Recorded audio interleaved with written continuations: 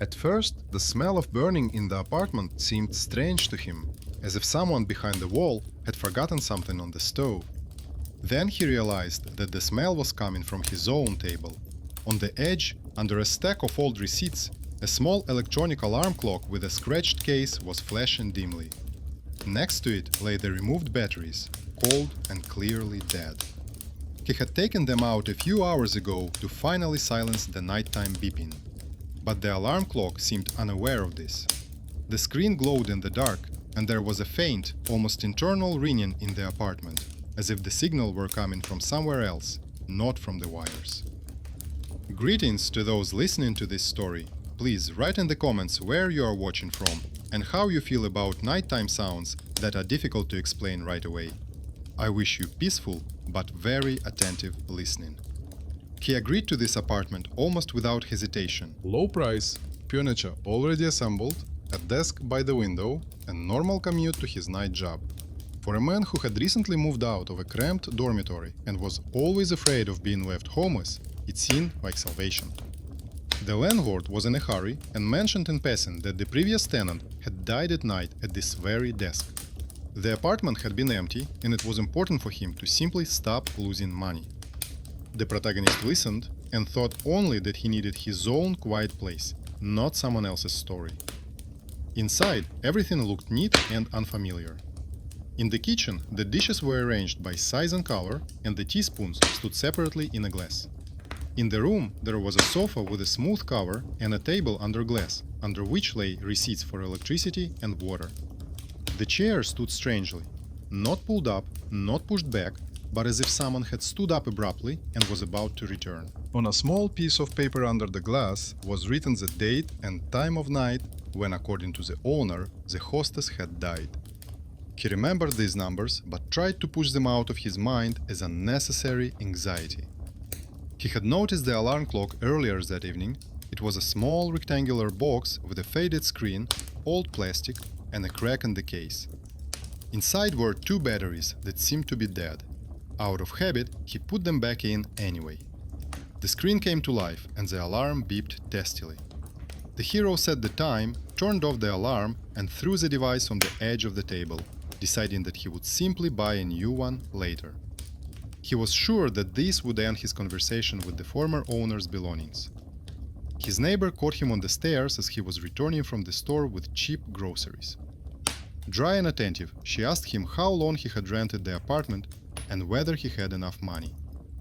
Between complaints about utility rates, she said that the previous owner worked nights, was always afraid of sleeping through an important call, and kept alarm clocks all over the house. One always stood right in front of your face on the edge of the table.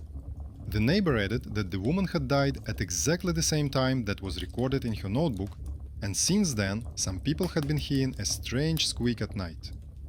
The hero pretended not to care, although the words stuck with him. On the first night, he went to bed late and immediately fell asleep. He was jolted awake by a sharp electronic signal. At first, he mistook it for a sound from his dream.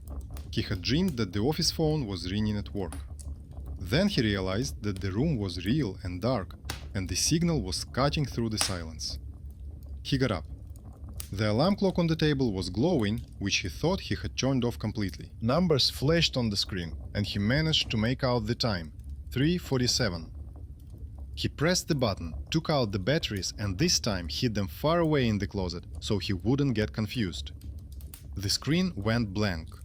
He told himself that he had simply misunderstood the settings and returned to the sofa, trying not to listen to those dark corners where the furniture seemed slightly shifted. In the morning he was late for work and received a cold reminder that his place could easily be taken by someone else. He clung to the thought of the apartment. Whatever it was still better than looking for a place to sleep again. The nighttime alarm seemed like a nervous dream stored in his body. But in the evening, returning home, he smelled a faint odor of burning on the stairs, unlike anything from the kitchen or cigarettes. Under the doormat there was a strange key neatly placed on its side. He decided that one of his neighbors had dropped it by mistake and put it on the bulletin board, trying not to associate the random piece of metal with the night alarm. On the second night, he fell asleep earlier but woke up almost at the same moment. This time the sound was quieter, as if it had passed through a layer of water. He turned on the table lamp. The alarm clock was in the same place, but the screen was not lit. The ringing seemed to come from inside the case, even though there were no batteries inside. The hero picked up the device, felt a slight warmth, took it apart, put the parts in a shoebox, and hid it under the bed, deciding that tomorrow he would throw it all away for good. He looked at the time on his phone. It was also 3:47 a.m.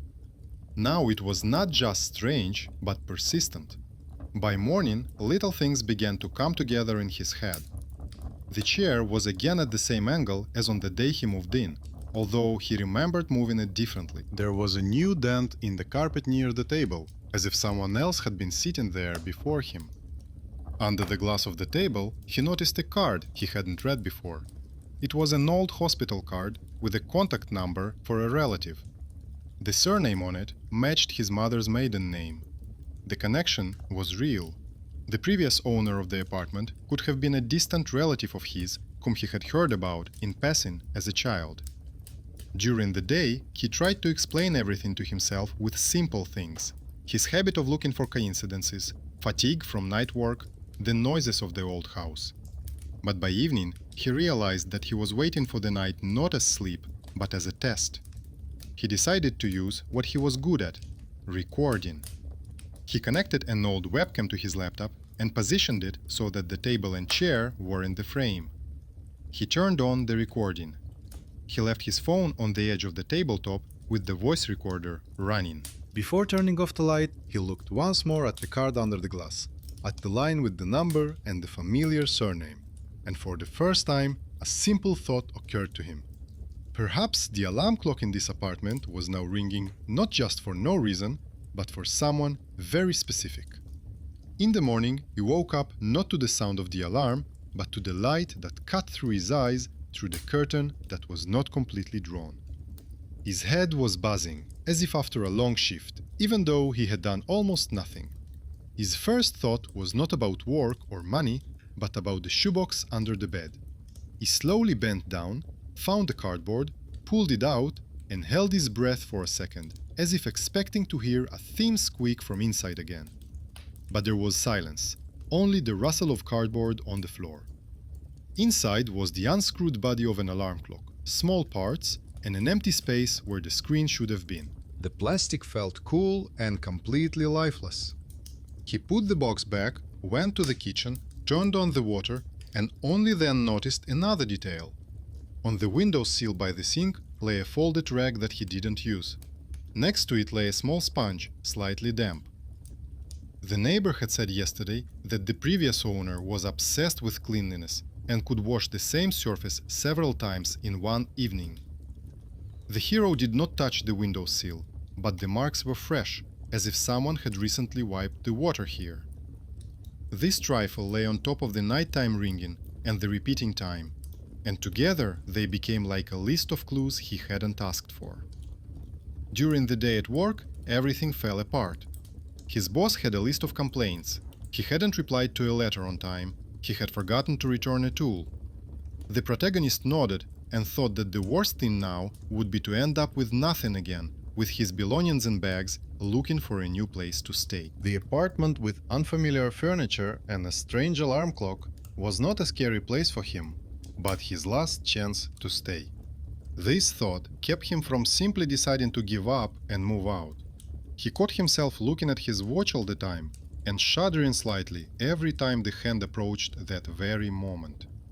On his way home, he stopped at the supermarket near the bus stop and stood for a long time at the shelf with notebooks. He took the simplest one, without pictures, and a pen with dark ink. When he got back, he sat down at the table and placed the notebook on top of the glass, under which he could still see a card with a surname that matched his family's. He opened the first page and wrote in uneven letters the time he woke up at night and everything he remembered about the sound, the alarm clock, and the strange things in the kitchen. He had never kept a diary, considering it a waste of time, but now he felt that writing things down might help him keep from going crazy, since his memory was already confusing dreams with reality. His neighbor caught him on the stairs again. This time, she brought an old receipt and said she had found it in her desk and decided to return it to the address. The paper had a date and a surname he recognized. At the bottom, in small handwriting, was the time, with a small circle next to it. The neighbor explained that the previous owner had marked the times when she needed to take her medicine and call the doctor, and once wrote next to the nighttime that, according to her, this was the easiest time for a person to pass away. The protagonist listened and understood that this unfamiliar system of notes now covered him as well. He took the receipt and carefully placed it in his notebook, deciding that everything related to this time should be in one place. In the evening, he returned to the room and raised the blinds higher than usual so that there would be no unnecessary shadows. He moved the chair so that the laptop camera could see him, the alarm clock, and the notebook on the table. He placed the shoebox with the parts next to it, deliberately leaving it open as proof that the alarm clock had been taken apart. He turned on the recording, checked that the sensor was flashing, and sat down on the sofa, pulling an old blanket over himself. He put his phone nearby and turned on the voice recorder again. It all felt like a little experiment in which he was both the researcher and the test subject. Nothing happened for a long time. The house gradually fell silent. The wardrobe doors in the neighboring apartment stopped slamming, the pipes stopped rattling, and somewhere in the distance an elevator hummed. He dozed off several times and immediately woke up, confusing reality with fragments of dreams. At one point, he thought he heard the familiar electronic beep, but there was no sound in the room. He could feel time dragging on, and that was when he noticed a faint glow. Not an alarm clock, not a phone, but a laptop screen. The camera was on, but the recording program he had launched should have been working without the backlight. Now the screen glowed quietly, as if someone were moving the cursor across it. He got up, walked closer, and saw that the recording was in progress, but the timer in the corner of the screen showed a completely different time. Instead of the current date and time, there were numbers indicating the night several days ahead. In the recording, he saw himself sitting at the same table, in the same t-shirt, only the weather outside the window was different, and the face on the screen looked tired, as if after a long illness. He pulled his hand away from the touchpad, but the glow did not disappear. On the contrary, the image became clearer. The video showed him leaning toward the alarm clock, picking it up, and writing something in a notebook. Then the screen showed a close-up of the alarm clock. It didn't display the time, but 3 words. The hero did not have time to read them. The picture jerked, the monitor on the real table became darker, and at that moment, a familiar thin ringing sounded in the room. Not from the box, not from the phone. From somewhere in the space between the table and the wall, as if the air itself had become the source of the signal. He recoiled and looked at his phone. The screen also showed the time of night, the very one he had long been afraid to say aloud. The voice recorder continued to record, small bars running across the indicator, reacting to the sound. He stepped to the table, reached under the glass, and took out the hospital card. Where before there had been only numbers and a surname, now another thin line had appeared. Under the entry about death, someone had added a question mark. It was as if someone had doubts about whether the event had actually happened at that time. He caught himself thinking that he was always trying not to disturb anyone. He walked quietly, spoke in a whisper, turned off the appliances slowly, as if afraid of scaring his invisible neighbor. This feeling is familiar to anyone who has ever lived in someone else's home and was afraid to remind them of their presence. The difference was that here he felt like a guest not in the home of the living, but in someone's unfinished time. And that weighed on him more heavily than thoughts of rent. The next day, he decided to use what he was usually proud of at work for the first time: his attention to detail. His colleagues often gave him tasks where he had to check tables or find mistakes in long chains of numbers. It seemed boring, but he did it quickly and without errors. Now he brought this skill home. He put a notebook on the table, laid out all the receipts and the card he had pulled from under the glass, and began to write down the times, dates, and small details that someone had previously considered unimportant. He noticed that the same time of night appeared in several places: in the death record, in the notes in the margins of the receipts, in the medication schedule he accidentally found in the bottom drawer of the table. Everywhere, these hours were circled or underlined. It was as if the previous owner was not just afraid of oversleeping, but was waiting for something connected with that particular moment. He had never fully believed his neighbor, but now her words about strange nighttime sounds began to fit together with the paper clues to form a single picture. In the evening, he turned on his laptop again and opened the nighttime recording. The video was clear, even though the camera was old. Nothing unusual had happened until that moment. He sat, dozed, got up, drank water, sat down again. But a few minutes before the usual time, he noticed that the back of the chair standing at the table tilted slightly, as if someone were leaning on it with an invisible hand. No one else appeared in the frame. A couple of seconds later, the alarm clock came into view, even though in reality it was lying dismantled. It was as if another image had been superimposed on the screen, as if the camera had briefly peeked into the wrong night. This no longer seemed like a simple coincidence. But instead of grabbing his things and running, he felt a strange stubbornness. It was as if the history of the apartment, where he had ended up out of necessity, was trying to draw him into unfinished business through other people's records and devices. And deep down, it even hurt his pride. All his life, he had been ignored, always the one who was given the dirty paperwork and forgotten to be thanked. And now, perhaps, someone had chosen him to finish what the previous owner had not had time to do. That same day, he decided to talk to his neighbor differently. Not as an intrusive person who loves other people's stories, but as the only witness to what had happened here before him. He asked her about the night calls, about the time, about whether the appliances ever turned on by themselves. The neighbor, softening a little from finally being listened to attentively, showed him an old notebook. It contained records of utility payments, brief notes about the weather, and a few phrases about how the previous owner was afraid that one day she would not be able to turn off an important alarm clock. The neighbor said that the owner had assured her that if she did not wake up at exactly the right moment, something would remain undone. He returned to the room in a different mood. Now there were 2 cards and an old receipt under the glass on the table. In the notebook were the first pages of his own notes. Evening slowly turned into night, and for the first time he felt not only fear, but also a strange responsibility for what would happen when the familiar beep sounded again. And somewhere, deep inside, a decision was already forming. Not just to sit and wait for the signal, but to meet it as one meets a call on which not only one life depends, but also the silence of an entire apartment that had lived too long in the same time. Everything he had learned in the last few days boiled down to one recurring moment. The night time marked on the card, on the receipts, in the former landlady's notebook, in his own awakenings. The alarm clock, which no longer existed as an object, but whose signal continued to sound, as if the apartment itself kept that hour open.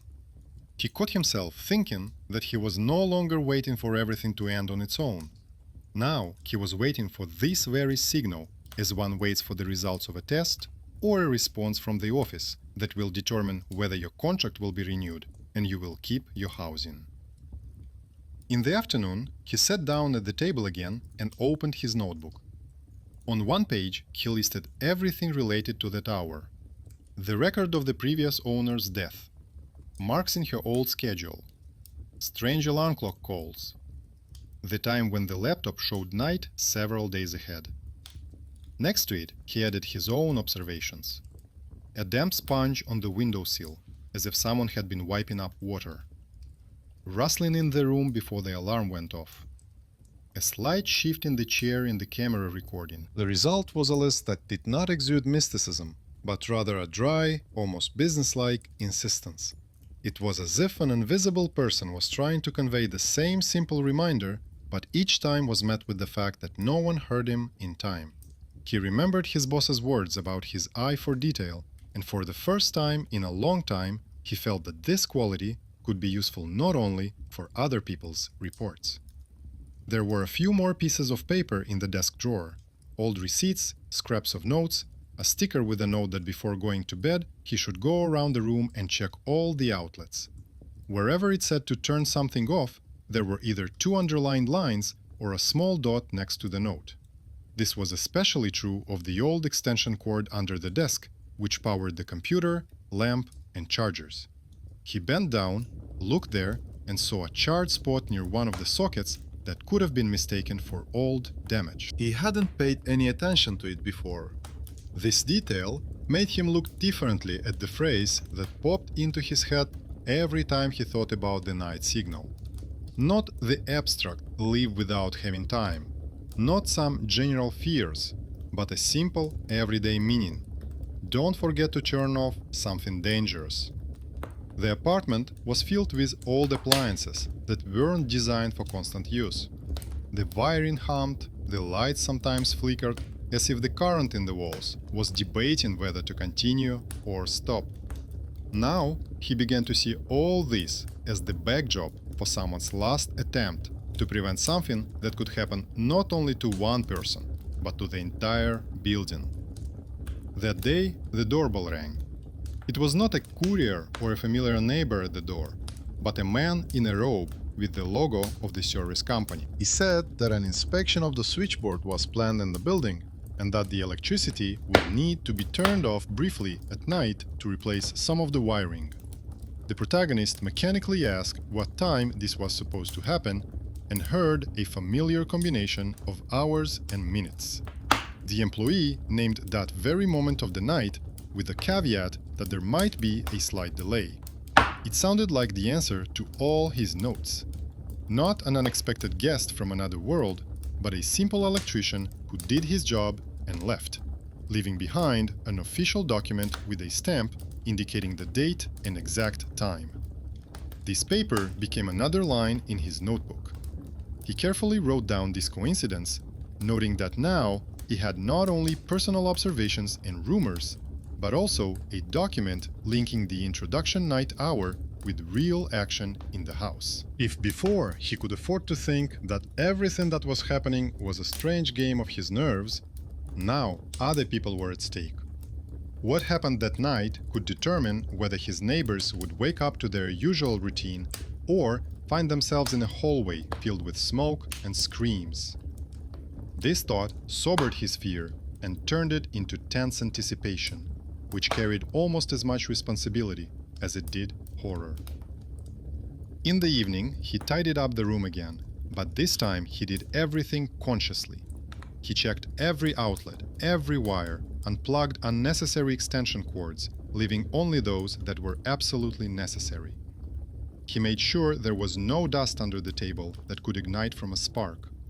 He arranged things so that no wires were hanging in the air or overstretched. It all looked like normal preparation for a visit from the inspectors, but inside he knew he was preparing for a night where the alarm clock, which was no longer there, and the electrician from the service organization would be in the same time frame. He put his phone and laptop on the table and turned on the recording well before midnight. He opened his notebook to the page with the last entry and placed a pen next to it. He took the box with the dismantled alarm clock out from under the bed again and placed it in a prominent place as a reminder that the object had been destroyed, but the signal itself remained. The room was quiet, except for one of the neighbors turning on the water behind the wall. He caught himself listening intently to every sound outside, trying to figure out in advance when the people with tools would go down to the basement and when the first wave of darkness would sweep through the house. Night was approaching not abruptly, but gradually. The clocks on his phone and computer screen were synchronized. He noted that the hands had already passed those very minutes several times during the day, but there had been no signal. It was as if not only the time was important for what was being prepared, but also the condition of the house, the people, the wiring, and external circumstances. For the first time, he felt how much you get used to your own fear when it stretches out over several days. The initial horror was replaced by patient tension, in which he was already beginning to think not about how to escape, but about what to do when it all started. A few minutes before the appointed time, the light in the room dimmed for a second. It looked like a normal power surge, but he was already expecting it and even noted it in his notebook. Almost immediately after that, a heavy door slammed somewhere downstairs, and a dull sound, like a distant blow, echoed through the riser. He imagined electricians going down to the fuse box, opening the metal door, checking the cables, doing their routine work, not even suspecting that in one of the apartments, someone was sitting in complete silence, recording every step, every coincidence, with someone else's long-made notes. When there were only a few minutes left until the right moment, he turned off the overhead light and left only the table lamp on. He thought that this way he would be able to see any change in the light, any flash on the screen, more clearly. The room was bright enough to distinguish objects, but the shadows became denser, deeper. He put his palm on the notebook again and felt his fingers tremble slightly. Not from mystical horror, but from the realization that now his own decision to stay, not to run away, to keep everything under control, would either confirm that the nighttime call was a final warning from the former owner, or show that he had gone too far in trying to explain the random wiring malfunctions. The sound when it came was still the same, thin and unnaturally even tone, only this time it could be heard not somewhere in the depths of sleep, but clearly against the backdrop of the quiet night apartment. At that very moment, the phone screen flashed, displaying not only the usual time, but also the date, which had been moved forward. Nothing could appear on the display of the alarm clock, which was no longer there, but a short reminder line lit up at the bottom of the smartphone screen. He didn't remember ever creating it himself. Inside, everything contracted not only from the meaning, but from the fact that it looked like another layer on top of the already existing coincidences. It was as if the system he used every day had picked up someone else's signal and reassembled it in a new form. The reminder line was short and stubborn. Instead of the usual system text, there were 3 words on the phone screen, something he mustn't forget to turn off. Immediately below them was a date that had not yet arrived. He mentally calculated how many days were left until then and realized that this was not a random calendar glitch. Everything that had happened before had drawn him to a certain hour, but now a specific date had been added to that hour. It was as if someone from outside had neatly drawn a line under all his notes and highlighted the final point. He wrote the date in his notebook, circled it, and added a note about the strange reminder and how it had appeared at the moment of the nighttime signal. Then he sat for a long time, looking at his phone, and then at the box with the remains of the alarm clock. The anxiety inside him did not go away, but it changed. There was less incomprehensible horror and more of a feeling that he was not facing something formless, but a task with conditions, deadlines, and someone's unfinished work. This feeling was reminiscent of the previous reports that his boss had asked him to edit, because only he would notice the small but important inconsistencies. For a week before the big day, he lived like someone who was facing a test at the end that he couldn't ignore. During the day he worked, answered emails, ran errands, and talked to his boss about taking on an extra project to earn some extra money. At night, he woke up as usual, but the alarm clock no longer rang. Only sometimes did the light in the kitchen flicker slightly, as if the current in the wiring had stumbled for a moment. He noted this in his notebook. Once, passing by the fuse box in the stairwell, he noticed an old piece of paper on the door with the name of the previous owner and the date of a scheduled inspection that never took place. In the corner of the sheet, a familiar letter caught his eye, and he remembered why the handwriting had seemed familiar to him on the first day. Many years ago, his mother had brought him, a schoolboy, to the same institution where this woman sat at a table filling out receipts. He sat in the corner drawing while she lazily told customers how important it was to walk around the apartment before going to bed, checking the sockets and old extension cords. He didn't remember her face, but he did remember the way she wrote numbers and letters. Now, this long ago, almost forgotten episode suddenly became part of the chain he had been putting together over the last few days. It turned out that the person whose notes he was now reading had once tried to teach him the same thing, only through a casual conversation about everyday safety. The day before the appointed day, the doorbell rang again. It was the same neighbor who loved to listen to her own stories. She brought the jars, complained that the wiring in the house was old, and shared an important detail. According to her, the previous owner had called an electrician several times, written complaints, and asked to have the same section of cable replaced. She was told that it would be done in due course, that everything was fine. But she still set her alarm clock for the same time every evening to check if there was a smell of burnt plastic in the apartment. At some point, she died at the table, never waiting for someone to do what she had asked. This story took up another paragraph in his notebook. Now it was clear why the alarm clock had become the center of attention, why this particular hour kept popping up in receipts, cards, and strange reminders. But the question remained, what exactly was he supposed to turn off that night? Just his own light, or something more, connected to the entire stairwell? He decided that erring on the side of caution would be anything but cowardice. Rather, it would be like respecting someone else's attempt to prevent a danger that had failed during their lifetime. The day marked in the reminder turned out to be ordinary. He came home from work, ate, washed the dishes, mechanically checked whether the taps were closed, the iron was turned off, and no unnecessary lights were on. An hour before the appointed time, he went to the fuse box and looked closely at the panel. At that moment, his neighbor from the floor below was returning from work, tired, carrying bags. He explained to her that there would be an inspection at night, referred to the paper from the service company, and asked her to try not to turn on any unnecessary appliances at that time. She waved her hand, saying that it was unlikely that anything would happen, but nodded anyway. In these words was the very underestimation he was used to. A tenant, young, nervous, thinking too much about wires. Returning to the apartment, he sat down at the table again, turned on his laptop, and placed his phone so that he could see the screen. He didn't turn off the overhead light.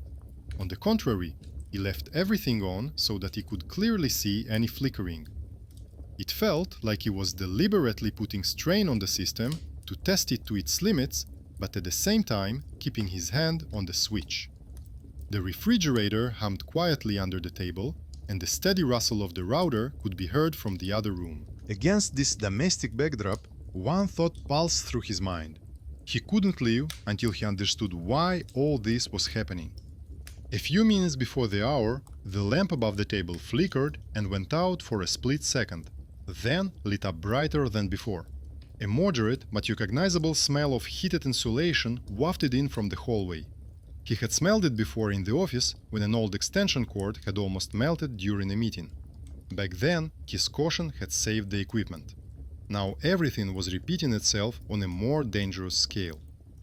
At that moment, a short, dull sound came from somewhere below, like the bang of a metal door.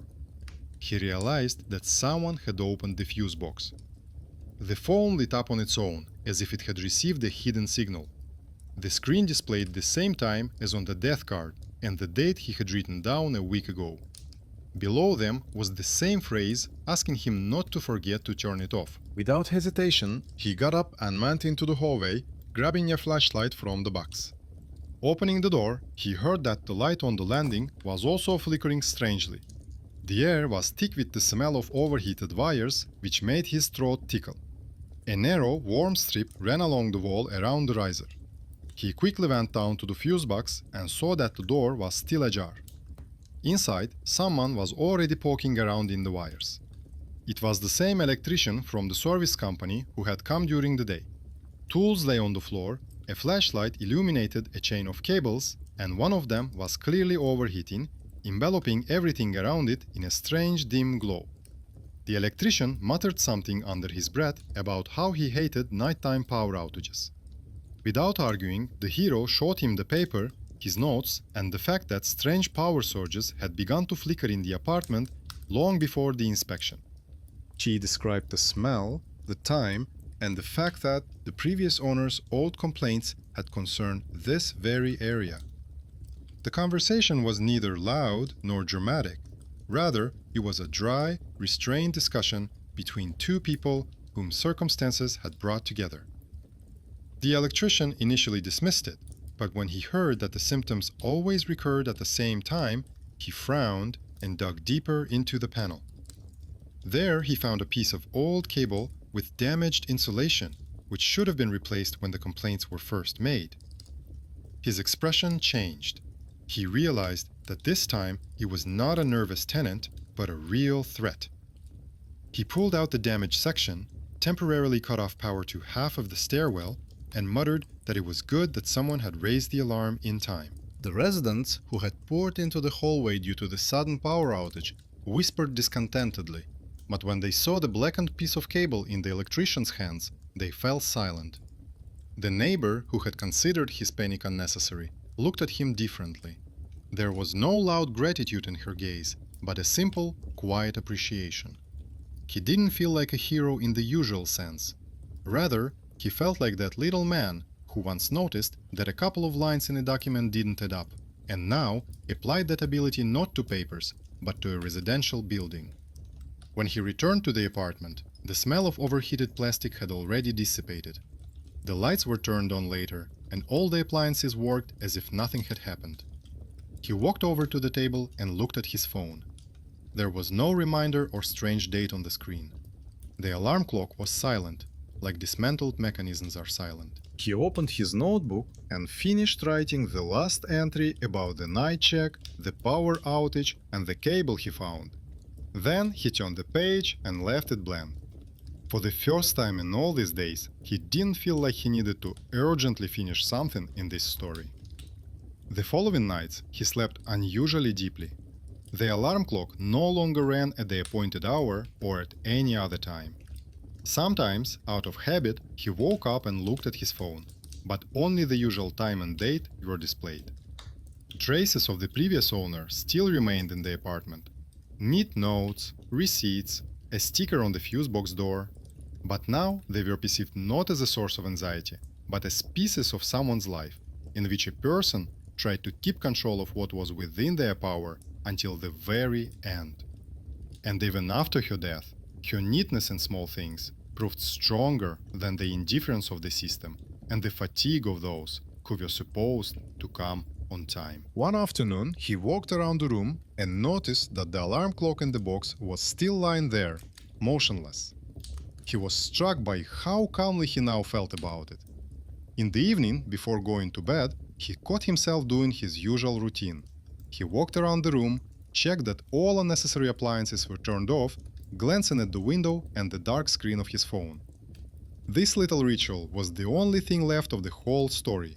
No scary night calls or strange reminders, just a careful movement of his hand toward the switch. After a while, his neighbor said that their stairwell seemed calmer to her. According to rumors, the electrician reported on the urgent replacement of the wiring and added to the report that the residents themselves had been attentive. No one mentioned ghosts, alarm clocks, or strange voices. Everything was explained in dry lines about old cables and night checks. But as he leafed through his notebook, he saw something else between the lines. How someone's habit of understanding everything literally and checking everything on time continued to live on without the person himself. There was a sense of quiet but firm justice in this. Not a triumph over the supernatural, not a victory over fear, but simply the continuation of someone's last task. The alarm clock, which rang after its owner's death, finally achieved what she had sought in life. Its signal was heard, its meaning understood, and the purpose for which it had been set was fulfilled. And he, an ordinary tenant with a habit of writing everything down, turned out to be the one through whom this was achieved.